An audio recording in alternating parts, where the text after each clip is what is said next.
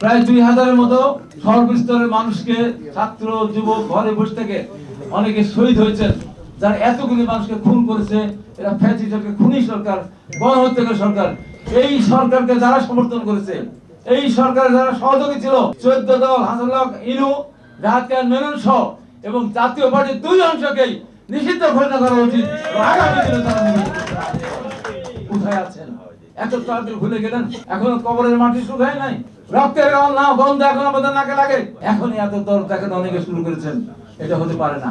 আর বলবো, সরকারের কাছে আমার আহ্বান থাকবে, এখন জিনিসপত্রের দাম যেভাবে বেড়ে যাচ্ছে, আমাদের সিন্ডিকেটে দৌড় দিতাম, সিন্ডিকেট ছিল, আওয়ামী সিন্ডিকেট এখন নেই। এখন কোন সিন্ডিকেট? আপনার যদি আমরা সার্বিকভাবে সহায়তা করছি, এই সমস্ত দুর্নীতিবাজ যারা, এই যে মজুদদার এবং যারা সিন্ডিকেট করে এই যে দ্রব্য দাম বাড়াচ্ছে, এদের বিরুদ্ধে চূড়ান্ত ব্যবস্থা নেন। আমরা আপনাদের সাথে আছি, এই দেশ, এই জাতি আপনাদের সাথে আছে, ভয় কিছু আপনাদের। আন্দোলন করলাম আমরা সবাই মিলে, সরকার গঠন করতে দিলাম আমরা একটা বিশেষ শ্রেণীকে নিঃশর্তভাবে, কারণ আমরা চেয়েছি বাংলাদেশে গণতন্ত্র ফিরে আসুক। আজকে যে বিষয়গুলি আমি বলতে চাই, আমাদের মধ্যে একটা অনৈক্য সুর বাজছে। এই অনৈক্য সুর যারা সৃষ্টি করছেন তাদেরকে পরিষ্কার করে বলতে চাই, এই অনৈক্যের কারণে দেশে যদি আবার কোনো অসাংবিধানিক কোন সরকার আসে, অথবা দেশে যদি বিশৃঙ্খলা সৃষ্টি হয়, গণতন্ত্র যদি পিছিয়ে যায়, তাহলে সবারই কিন্তু ক্ষতি হবে, আমাদের ক্ষতি হবে। আমাদের ক্ষতিকে আমরা ক্ষতি মনে করি না, কারণ 17.5 বছর আমরা অত্যাচারিত হয়েছে, নির্যাতিত হয়েছে, আমরা ইলেকট্রিক শক খেয়েছি, পুলিশের লাঠি পিটা খেয়েছি, আমাদের সহ্য হবে। কিন্তু যারা আজকে রাষ্ট্রীয় ক্ষমতা আছেন তারা সহ্য করতে পারবেন না, কারণ তারা আপনারা মাঠে ছিলেন না। আমাদের ভারপ্রাপ্ত চেয়ারম্যান মহোদয় বারবার বলছেন, আপনাদেরকে আমরা যে কোনো মূল্যে সফল করতে চাই, কারণ আপনারা আমাদের আন্দোলনের ফসলের সরকার। আপনারা যদি ব্যর্থ হন, তাহলে বাংলাদেশের গণতন্ত্র বহু দিন পিছিয়ে যাবে বলে আমি মনে করি। তাই সরকারকে বলবো, যে সমস্ত কাজগুলি করলে দেশের মানুষের আস্থা ফিরে আসে, সেই কাজগুলি করার মধ্য দিয়ে অতি দ্রুত সময়ের মধ্যে একটা নির্বাচন অবশ্যই দিতে হবে। আজকে যখন বিএনপি নির্বাচন চায়, তখন দেশে বিদেশে কিছু সাংবাদিক বিভিন্নভাবে বলার চেষ্টা করছে নতুন ভাবে, বিএনপি শুধু নির্বাচন নির্বাচন নির্বাচন বলে। আন্দোলনকে নির্বাচনের জন্য হয়েছিল, মোহাম্মদ আবু সাইদকে নির্বাচনের জন্য শহীদ হয়েছিলেন, ভোটের জন্য শহীদ হয়েছিলেন। এই নানান বিতর্ক সামনে আনা হয়। আমরা পরিষ্কার ভাবে বলতে চাই, বিএনপি বাংলাদেশের সবচেয়ে বড় এবং জনপ্রিয় দল। সেই দল অবশ্যই দায়িত্বশীল, তার দায়িত্বশীলতার পরিচয় তাকে দিতে হচ্ছে। যে কারণে আমরা বারবার আহ্বান জানাচ্ছি সরকারের কাছে যে আপনারা একটা যৌক্তিক সংস্কার করেন, সংস্কার করার মধ্য দিয়ে একটা নির্বাচন রোড ম্যাপ দেন। সংস্কার যে কথাটি আছে, এই সংস্কার বাংলাদেশ যে অবস্থায় চলে গিয়েছে, বিগত সরকার যেখানে নিয়ে গেছে, কোথায় সংস্কার করবেন? এই ঘরের যদি এদিকে ভেঙে যায়, প্লাস্টার খসে যায়, সেটি আপনি সংস্কার করতে পারেন, কিন্তু ঘরই যদি না থাকে, কোথায় আপনি সংস্কার করবেন? আজকে বাংলাদেশের অবস্থাটা কোন জায়গাটা ঠিক আছে আপনি বলেন? শিক্ষা থেকে শুরু করে আপনার চিকিৎসা ব্যবস্থা, আপনার পুলিশ শাসন, আপনার বিচার ব্যবস্থা, সবই তো ধ্বংস হয়ে গেছে। সেখানে আপনার সংস্কার 100 বছর ধরে সংস্কার করলে সেই সংস্কার শেষ হবে না। সেই সংস্কার করার পরে একটা নির্বাচন দিবেন, সেই নির্বাচনের জন্য মানুষ প্রতীক্ষা করবে, দীর্ঘদিন তো মানুষ এটা অপেক্ষা করবে না। এটা বলে কি আমাদের অপরাধ? এদেশের মানুষ তো গণতন্ত্রের জন্য আন্দোলন করেছে।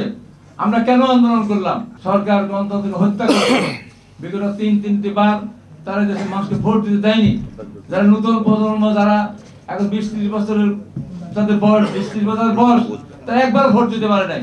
সেই ভোটের জন্য অবশ্যই আন্দোলন করেছে এবং একটা নির্বাচিত সরকারি পারে তার সমাধান করা। ফ্যাসিস্ট আওয়ামী লীগ যে ক্ষমতা ছিল, বলতে পারেন তারা তো সরকার ছিল, তারা তো নির্বাচিত সরকার ছিল না। 5 বছর পর জনগণ যদি ভোটাধিকার প্রয়োগ করতে পারেন, তাহলে সঠিকভাবে তার আগামীতে নেতৃত্বকে বেছে নিতে পারেন, কিন্তু সেই সুযোগ তো ছিল না। আজকে আরেকটি জিনিস পরিলক্ষিত হচ্ছে, বিভিন্ন ভাবে বলা হচ্ছে, আমি ব্যক্তিগতভাবে বলছিলাম, আমার ব্যক্তিগত আওয়ামী লীগকে নিয়ে অনেকেই দরদ দেখাচ্ছেন। সরকারের মধ্যে অনেকে ছিলেন, প্রথম খুবই দরদ দেখানো শুরু করলেন, আওয়ামী লীগকে আসতে দেওয়া উচিত, আওয়ামী লীগের রাজনীতি করতে দেওয়া উচিত, আওয়ামী লীগকে আগামী নির্বাচনে আসতে দেওয়া উচিত। আমি বলি, হ্যাঁ, আওয়ামী লীগকে আসতে দেওয়া উচিত, যে আওয়ামী লীগ সেটিকে আওয়ামী লীগ ছিল, এদিকে দল ছিল, এটা দল ছিল না। অতএব এই দলকে অবশ্যই, ছাত্রলীগ যেমন দীর্ঘদিন ঐতিহ্যবাহী সংগঠন ছিল, সেই ছাত্রলীগকে যদি নিষিদ্ধ ঘোষণা করতে আমি প্রতিবাদ করতাম, যেহেতু আমি ওই ছাত্রলীগের সভাপতি ছিলাম, ঐতিহ্যবাহী 90 সালে আমি নেতৃত্ব দিয়েছিলাম এবং সর্বপ্রথম কাতারে থেকে আমি সেই নেতৃত্ব দেওয়ার সুযোগ হয়েছিল, সেই ছাত্রলীগকে তো নিষিদ্ধ ঘোষণা করে নাই। এখন তো ছাত্রলীগকে নিষিদ্ধ করেছে, সেই ছাত্রলীগ শিক্ষা শান্তি প্রকৃতি ছাত্রলীগ না, সেটা হচ্ছে লুটকারী ছাত্রলীগ, এটা হেলমেট লীগ, এটা ধর্ষণ লীগ, এটা খুনি লীগ। অতএব এই ছাত্রলীগকে নিষিদ্ধ ঘোষণা করেছে। আমি সর্বপ্রথম ছাত্রলীগকে যে নিষিদ্ধ ঘোষণা করা হয় সেদিন আমি সমর্থন করেছিলাম এবং বলেছিলাম ছাত্রলীগ কেন শুধু নিষিদ্ধ হবে, আওয়ামী লীগকে নিষিদ্ধ করতে হবে। আওয়ামী লীগ কেন শুধু? এই যে প্রায় 2000-এর মতো সর্বস্তরের মানুষকে, ছাত্র যুবক ঘরে বসে থেকে অনেকে শহীদ হয়েছেন, যারা এতগুলি মানুষকে খুন করেছে, এরা ফ্যাসিস্ট খুনি সরকার, গণহত্যাকারী সরকার। এই সরকারকে যারা সমর্থন করেছে, এই সরকার যারা সহযোগী ছিল, 14 দল, হাসানুল্লাহ ইনু, রাহাত খান মেনন সহ এবং জাতীয় পার্টির 2 অংশকেই নিষিদ্ধ ঘোষণা করা উচিত। আগামী দিনে তারা কোথায় আছেন? এত তাড়াতাড়ি ভুলে গেলেন?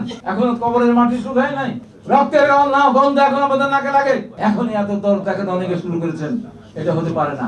আর বলবো সরকারের কাছে আমার আহ্বান থাকবে, এখন জিনিসপত্রের দাম যেভাবে বেড়ে যাচ্ছে, আমাদের সিন্ডিকেটের দোষ দিতাম, সিন্ডিকেট ছিল, আওয়ামী সিন্ডিকেট এখন নেই। এখন কোন সিন্ডিকেট? আপনাদের তো আমরা সার্বিকভাবে সহায়তা করছি। এই সমস্ত দুর্নীতিবাজ যারা, এই যে মজুদদার এবং যারা সিন্ডিকেট করে এই যে দ্রব্য দাম বাড়াচ্ছে, এদের বিরুদ্ধে চূড়ান্ত ব্যবস্থা নেন। আমরা আপনাদের সাথে আছি, এই দেশ, এই জাতি আপনাদের সাথে আছে, ভয় কিছু আপনাদের।